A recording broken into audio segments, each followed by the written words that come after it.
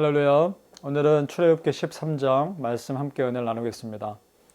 하나님께서 6월절 큰 사건을 이루시고 이스라엘 백성들에게 아주 특별한 말씀을 하십니다. 1절 말씀 함께 보겠습니다. 1절과 2절 말씀입니다. 여호와께서 모세에게 일러 가라사대 이스라엘 자손 중에 사람이나 짐승이나 물론하고 초태생은 다 거룩히 구별하여 내게 돌리라. 이는 내 것이니라 하시니라. 이렇게 말씀하십니다. 초태생, 사람이나 짐승이나 처음 난 것 다 하나님 것이라 라고 말씀하십니다. 왜 그러셨을까요? 왜 이런 말씀을 하실까요? 이스라엘 백성들이 애굽에서 빠져나올 때 애굽의 초태생들이 대신 생명이 뺏겼습니다. 그들의 생명이 빼앗겼기 때문에 하나님께서 이스라엘 백성들을 빼내올 수 있었던 것이죠. 그러니까 어떻게 보면 이스라엘 백성들의 삶을 구원을 얻기 위해서 애굽의 초태생들이 희생한 것이죠. 그래서 하나님께서는 이스라엘 백성들의 처음 난 것들을 내 것이라 라고 말합니다. 이것을 어떻게 보면은 굉장히 부담되는 얘기일 수도 있는데 어떻게 보면 또한 축복일 수도 있습니다. 왜냐하면 그것은 하나님께 올려드려진 것이기 때문입니다. 우리 민수기 3장에 좀 참고할 말씀이 있습니다. 민수기 3장 말씀에 이런 말씀이 있는데요. 13절입니다.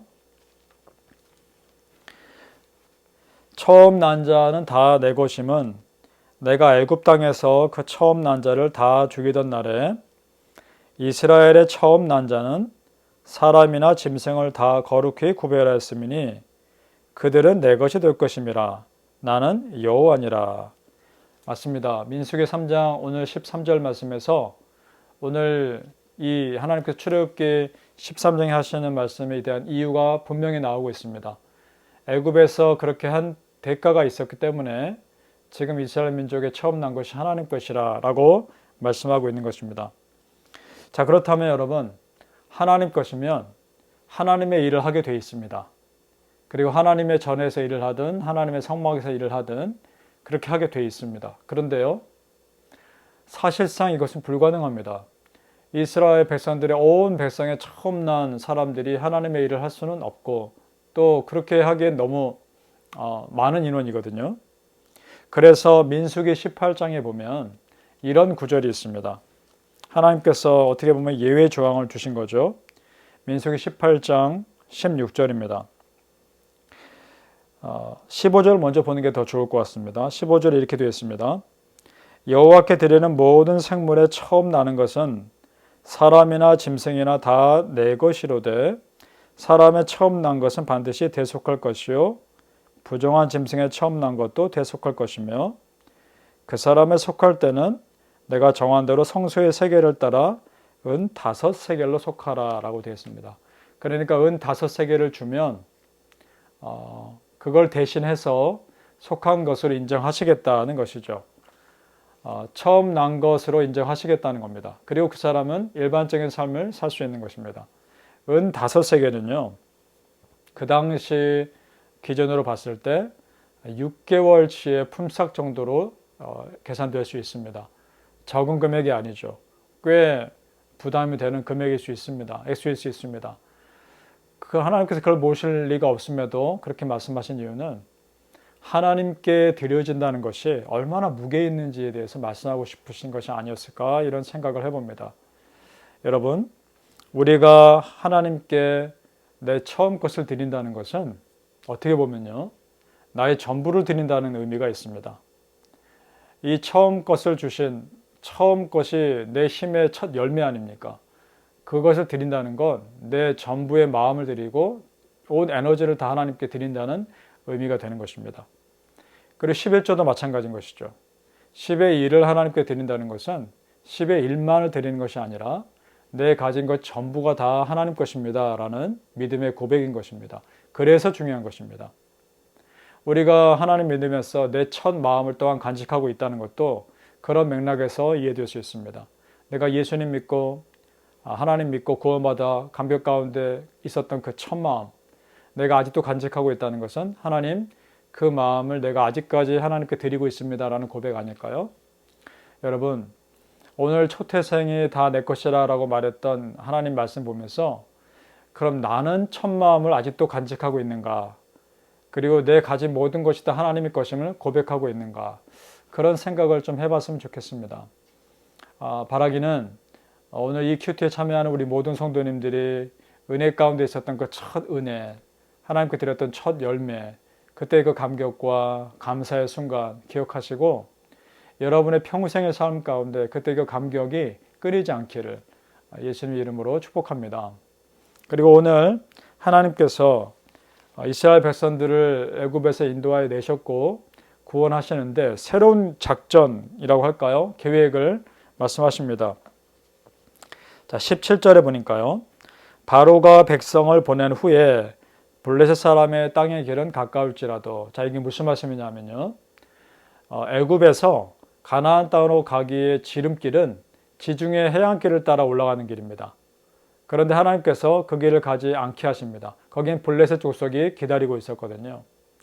그 길은 킹스 하이웨이 또는 왕의 대로라고 그래서 그 중동 지역까지 이어지는, 소아시아 그쪽까지 이어지는 상업도로입니다. 그래서 곳곳에 각 나라의 군대가 배치하고 있었고요.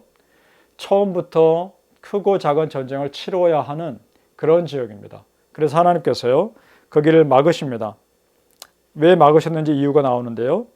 이는 하나님이 말씀하시기를 이 백성이 전쟁을 보면 뉘우쳐 애굽으로 돌아갈까 하였습니다. 그래서 그럼 하나님 택하신 방법은 무엇일까요?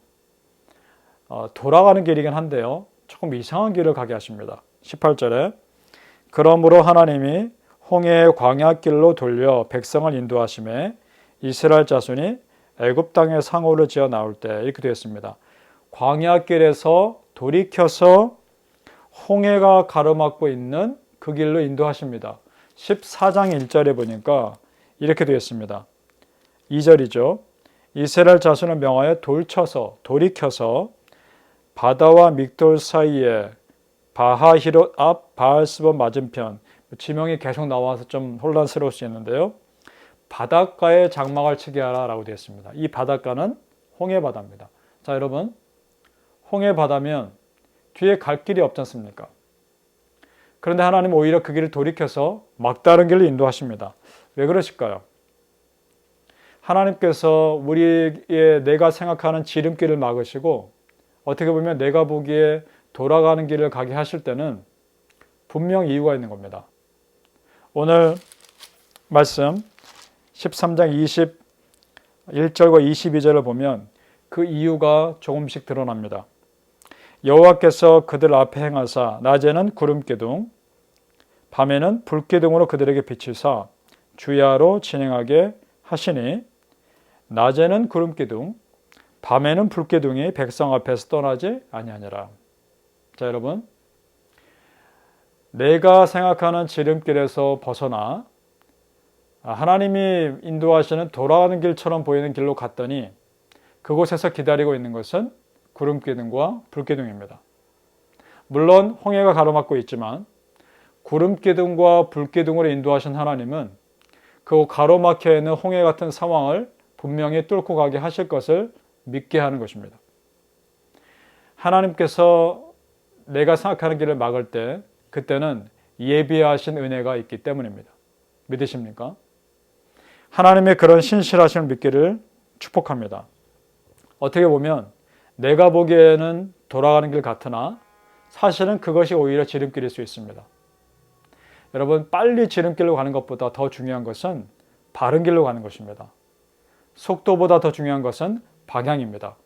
그리고 우리가 정말 맞추어야 가야 할 것은 내 속도가 아닙니다. 내 속도에 하나님이 맞춰주시기를 기도할 것이 아니라 내가 하나님의 속도에, 내가 하나님의 방향에 맞추어 갈 수 있도록 기도해야 하는 것입니다.